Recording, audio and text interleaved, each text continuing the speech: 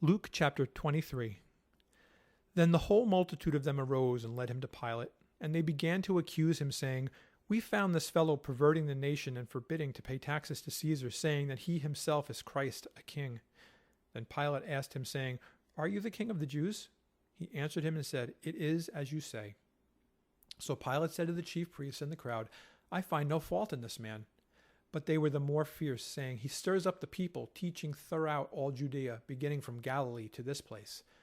When Pilate heard of Galilee, he asked if the man were a Galilean. And as soon as he knew that he belonged to Herod's jurisdiction, he sent him to Herod, who was also in Jerusalem at that time. Now when Herod saw Jesus, he was exceedingly glad, for he had desired for a long time to see him, because he had heard many things about him, and he hoped to see some miracle done by him. Then he questioned him with many words, but he answered him nothing. And the chief priests and scribes stood and vehemently accused him. Then Herod with his men of war treated him with contempt and mocked him, arrayed him in a gorgeous robe, and sent him back to Pilate. That very day Pilate and Herod became friends with each other, for previously they had been at enmity with each other.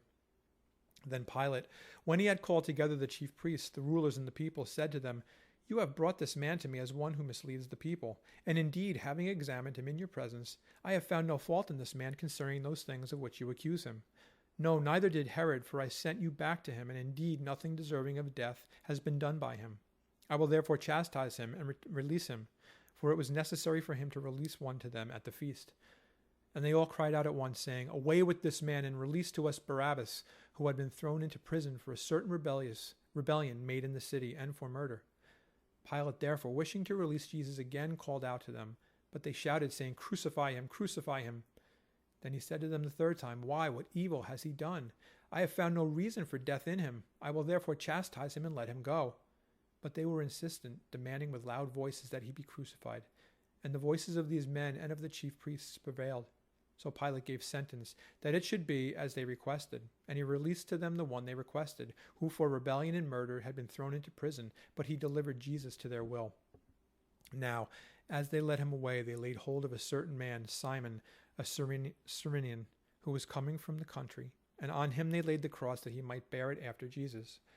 And a great multitude of the people followed him, and women who also mourned and lamented him. But Jesus, turning to them, said, Daughters of Jerusalem, do not weep for me, but weep for yourselves and for your children. For indeed the days are coming in which they will say, Blessed are the barren, wombs that never bore, and breasts which never nursed. Then they will begin to say to the mountains, Fall on us, and to the hills, cover us. For if they do these things in the greenwood, what will be done in the dry? There were also 2 others, criminals, led with him to be put to death. And when they had come to the place called Calvary, there they crucified him, and the criminals, one on the right hand, and the other on the left. Then Jesus said, Father, forgive them, for they know not what they do. And they divided his garments and cast lots. And the people stood looking on, but even the rulers with them sneered, saying, He saved others, let him save himself if he is the Christ, the chosen of God. The soldiers also mocked him, coming and offering him sour wine, and saying, If you are the king of the Jews, save yourself. And an inscription also was written over him in letters of Greek, Latin, and Hebrew, This is the king of the Jews. Then one of the criminals who were hanged blasphemed him, saying, If you are the Christ, save yourself and us. But the other, answering, rebuked him, saying, Do you not even fear God, seeing you are under the same condemnation? And we indeed justly, for we receive the due reward of our deeds, but this man has done nothing wrong. Then he said to Jesus, Lord, remember me when you come into your kingdom. And Jesus said to him, Assuredly I say to you, today you will be with me in paradise.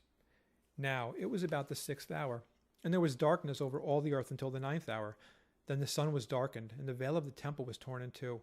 And when Jesus had cried out with a loud voice, he said, Father, into your hands I commit my spirit. Having said this, he breathed his last. So when the centurion saw what had happened, he glorified God, saying, Certainly this was a righteous man. And the whole crowd who came together to that sight, seeing what had been done, beat their breasts and returned. But all his acquaintances and the women who followed him from Galilee stood at a distance watching these things. Now behold, there was a man named Joseph, a council member, a good and just man. He had not consented to their decision. Indeed, he was from Arimathea, a city of the Jews, who himself was also waiting for the kingdom of God. This man went to Pilate and asked for the body of Jesus. Then he took it down, wrapped it in linen, and laid it in a tomb that was hewn out of the rock, where no one had ever lain before. That day was the preparation, and the Sabbath drew near. And the women who had come with him from Galilee followed after, and they observed the tomb and how his body was laid. Then they returned and prepared spices and fragrant oils, and they rested on the Sabbath according to the commandment.